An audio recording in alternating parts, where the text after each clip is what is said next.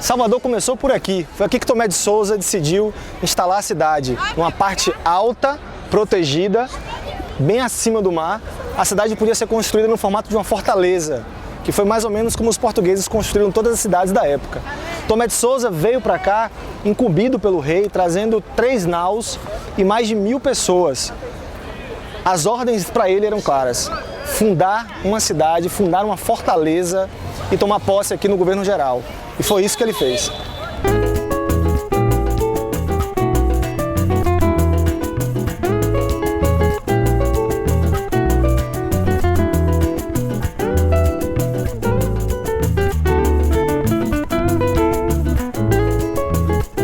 Quando Tomé de Souza chegou aqui, Salvador já tinha tentado uma primeira ocupação através do sistema de capitanias hereditárias. Francisco Pereira Coutinho chegou aqui com a missão de construir aqui uma vila. Ele construiu uma vila lá no Porto da Barra, chamada Arraial do Pereira, ou Vila do Pereira.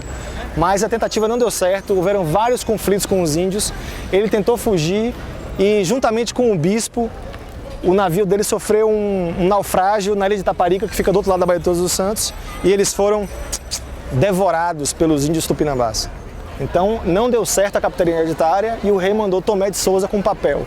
E foi esse local aqui que ele escolheu para poder fundar a cidade, um local protegido em que ele construiu aqui atrás a Câmara dos Vereadores, o Fórum, e ficava a prisão também, aqui o Palácio do Governo e do outro lado a Igreja da Sé.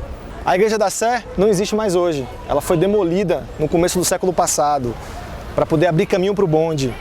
Mas, historicamente, a cidade foi construída com os 3 poderes instalados aqui: Câmara, Governo e Igreja.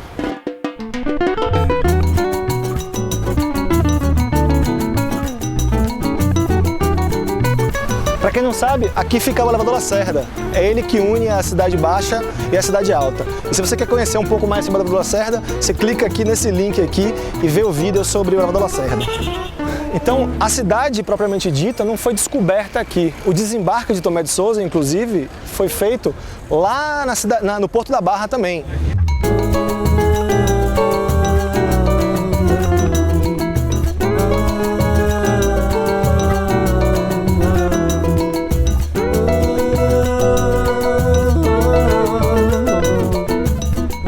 Mas quando o Tomé chegou aqui, já existiam alguns portugueses que tinham ficado por aqui. O principal deles era o Diogo Álvares Pereira, conhecido como Caramuru, que foi um francês que sofreu um naufrágio aqui bem no começo do século, em 1510, e ficou aqui, foi acolhido pelos índios, casou-se com a Índia. A gente vai seguir aqui um pouco na direção de onde ficava um dos portões da cidade. A cidade era toda murada no começo, tinham vários portões, e ali tinha uma porta que já terminava a cidade, logo depois de onde foi construída a Catedral da Sé. No começo, todas as construções não eram como a gente está vendo aqui hoje. A cidade era toda feita de adobe, de pedra com lama, argila, aquelas casas de pau a pique. Todas as construções eram assim, as igrejas eram assim, a sede do governo, a Câmara. Essas construções com pedra e sólidas desse jeito só vieram séculos depois. Então o aspecto devia ser muito diferente. Isso aqui tinha muros por todos os lados, paliçadas de madeira de todos os lados. E após as paliçadas, tribos de índio viviam ainda ocupando, os tupinambás ocupavam essa região toda aqui. Então era um local um pouco inóspito, vamos dizer assim, para os portugueses que chegaram. Tinha que ter muita coragem para cruzar o Atlântico e vir para um lugar como esse. Aqui no final dessa rua, bem em frente a ela, toda essa área daqui que a gente vai chegar era ocupada pela Catedral da Sé. A catedral foi sendo construída e ampliada ao longo dos séculos, mas chegou a um tamanho que ocupava essa praça inteira aqui. Só que, como ela ficava muito próximo da encosta, com o tempo a fachada dela foi sendo comprometida. E no começo do século XIX decidiram demoli-la para dar espaço para o bonde passar, nesses trilhos aqui por onde eu estou passando. E você vê que eles vão diretamente para o local onde ficava a Sé. Aqui nesse espaço todo era onde ficava a Catedral da Sé. A fachada dela era virada para lá, em direção à Baía de Todos os Santos. Só que como ficava muito próximo da encosta, com o tempo a fachada foi se degradando, até que chegou um ponto que a cidade teve que começar a retirar parte da fachada original. Foram descaracterizando, abandonando. Como a cidade tinha várias outras igrejas que davam suporte, a catedral ficou esquecida aqui. e no começo do século de 1900 foi demolida para dar passagem ao bonde.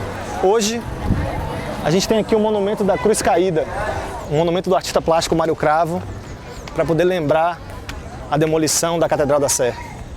Ao redor da Cruz Caída dá para ver ainda aqui as pedras da fundação da igreja original, que foram descobertas em escavações posteriores. Por todo lado, há sítios como esse, mostrando a base da igreja original que existia aqui, que infelizmente foi destruída.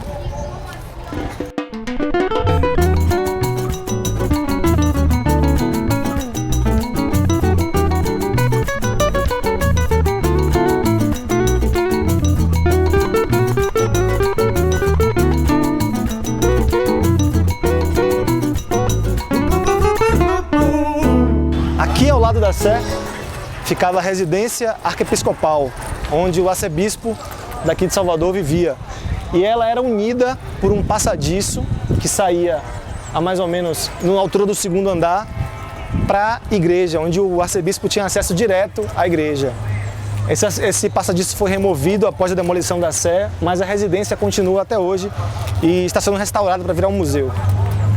Foi aqui, em 29 de março de 1549, que a cidade oficialmente começou sob as ordens de Tomé de Souza. Ele ficou 4 anos aqui em Salvador como governador-geral e depois voltou para Portugal. Mas a cidade começou a crescer, não parou mais e hoje já é uma das principais cidades do Brasil, com mais de 3 milhões de habitantes. E tudo isso começou aqui, como uma fortaleza, uma praça cercada por muros, com índios ao redor, na cidade alta, protegida de tudo que podia acontecer. É uma bela história, não é não? Fala a verdade. Tchau.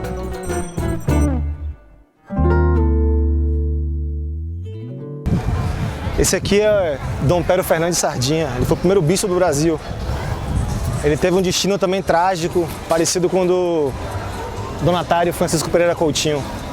O barco dele naufragou, saindo aqui do Brasil, e ele foi devorado por índios também, na costa, mais do Nordeste, mais acima.